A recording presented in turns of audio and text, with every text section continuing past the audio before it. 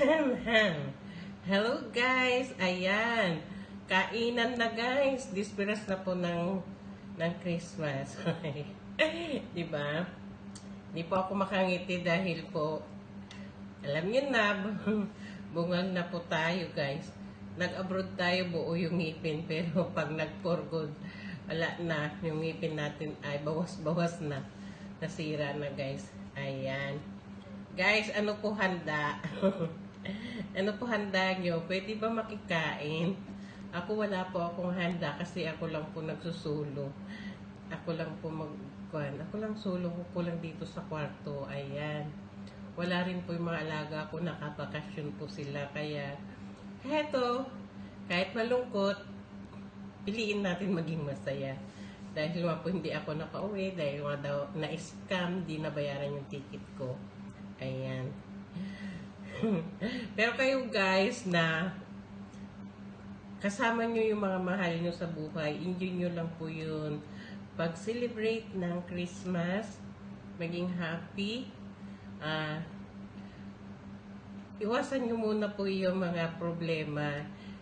Ang sipin nyo muna po ay yun.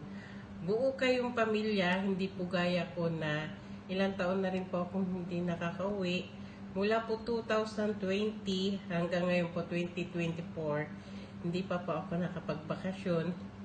Naudlot pa po. Ngayon po sana December, kailan po naudlot. Dapat flight ko nung 17. Kaya ganyan guys, hindi rin ako nakauwi. Kaya kayo, nandyan sa tabi ng mga mahal nyo sa buhay, enjoy lang. Enjoy nyo lang po.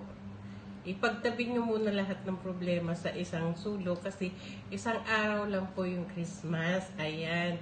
Sa isang taon, isang araw lang. Dapat ikuan po natin. Love lang po. Guys, love. Diba? Ano po handa? Makikain kahit salad man lang sana guys.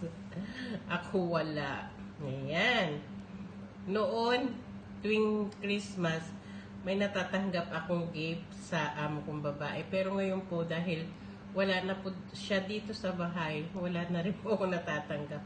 Pero okay lang po yun. At least po ay masaya pa rin.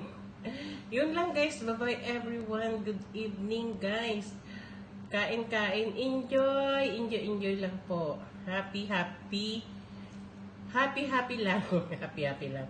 Merry Christmas and Happy New Year po sa inyong lahat. God bless you all. Bye!